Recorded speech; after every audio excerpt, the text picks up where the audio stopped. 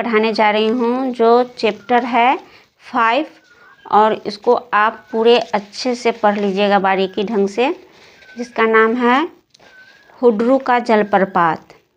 मैंने पिछले क्लास में 4 लेसन पढ़ाया हूँ, तो आप लोग जा कर के चेकआउट कर लीजिएगा वीडियो को। और आज मैं 5 पार्ट पढ़ाने वाली हूँ, तो बुक पढ़ाएंगे तो बहुत लंबा वीडियो हो जाएगा, इसलिए आप लोग बुक को बहुत अच्छे ढंग से पढ़ लीजिएगा। यह एक कहानी है और इसमें मैं आपको क्वेश्चन आंसर कराने वाली हूँ, तो वीडियो को शुरू से लास्ट तक बने रहिएगा। और वीडियो पसंद आए तो लाइक कमेंट शेयर करना न भूलिएगा, और चैनल पर नए हैं तो चैनल को सब्सक्राइब जरूर कर दीजिएगा और बेल आइकन को प्रेस कर दीजिएगा ऐसे वीडियो देखने के लिए। तो देखिए, ये है प्रश्न अभ्यास। तो प्रश्न अभ्यास है, क्वेश्चन कह रहा है जैसे हुंडरू का झरना वैसे उसका मार्ग, इस कथन की व्याख्या कीजिए। तो मैं क्वेश्चन लिख करके रख ली हूँ, चलिए सुनाती हूँ पढ़ करके। यहाँ लिखा हुआ भी है हुंडरू का जलप्रपात। हुंडरू का झरना अत्यंत आकर्षक, मनमोहक और आनंदमय है। उसी प्रकार हुंडरू जाने का मार्ग भी है। मार्ग में विहर जंगल, जिसमें हिंसक जीवों की आवाज़ और पक्षियों का कलख मनमोहक लगता है। हरे भरे खेतों की हरियाली रास्ते का आनंद और भी बढ़ा देती है। दूसरा क्वेश्चन है, हुंडरू का झरना कैसे बना है। तो हुंडरू का झरना कैसे बना, यहाँ क्वेश्चन है, बुक में दिखे हैं, यहाँ आंसर लिखे हैं। स्वर्ण रेखा नदी जहाँ पहाड़ को पार करने की चेष्टा में पहाड़ पर चढ़ती है, वहाँ पानी की कई धाराएं हो जाती है, और जब सब धाराएं एक होकर पहाड़ से नीचे गिरती है तो हुंडरू का झरना बनाती है।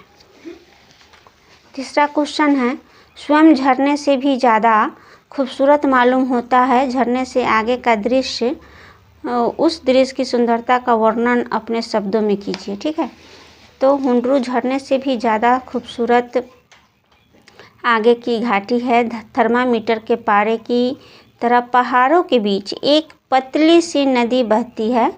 ऐसा दिखाई देती है जैसे नदी के इर्द गिर्द पत्थरों का आभार लगाकर उस पर झाड़ी उगाई गई हो।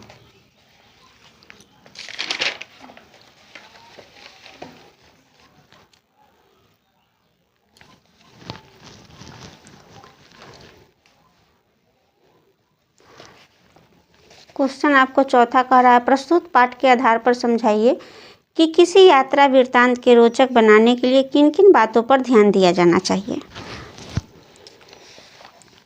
तो देखिए, किसी भी यात्रा वृत्तांत को रोचक बनाने के लिए प्राकृतिक सौंदर्य के साथ साथ वहाँ के सांस्कृतिक, सामाजिक और आर्थिक स्थिति का वर्णन भी अनिवार्य है।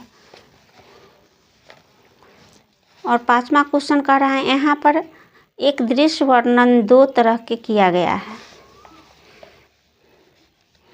तो प्रयुक्त 2 कथनों में मुझे प्रथम कथन का वर्णन अच्छा लगता है, क्योंकि प्रथम कथन में विशेष से विशेषण दोनों का प्रयोग है, जबकि दूसरे कथन में विशेषण मात्र प्रयोग हुआ है।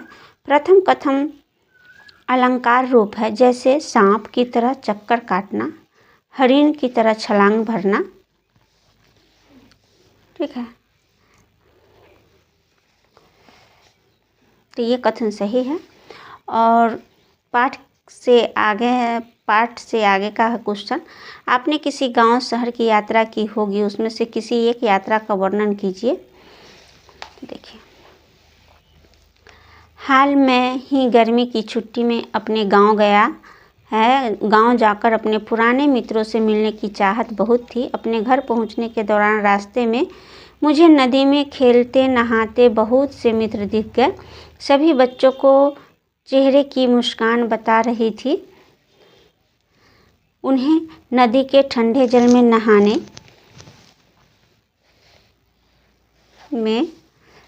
में कितना आनंद आ रहा था। नदी किनारे वर्षों पुराना पेड़ों की ठंडी हवा मुझे सुकून पहुंचा रही थी। यही तो गांव का आनंद है, जिसमें शहर के लोग वंचित रह जाते हैं।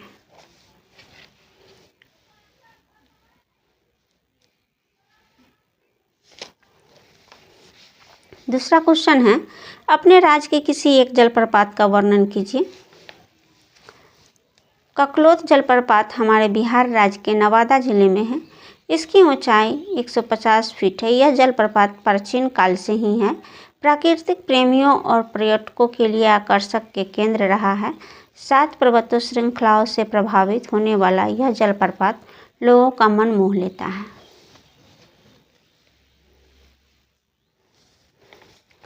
और आपके द्वारा की गई यात्रा के दौरान आपको किसी न किसी प्राकृतिक दृश्य ने अवश्य आकर्षित किया होगा। उस दृश्य का वर्णन कीजिए। तो अपने गांव की यात्रा के दौरान नदी के बहते जल की कलह ध्वनि और उसके किनारे स्थित पेड़ों के नीचे की टहनी हवा मेरे मन को आकर्षित कर रही थी। आम के बगीचे के टिकोले और देख मेरे मुंह से पानी भर आता था। वीडियो पसंद आए तो लाइक करना ज़रूर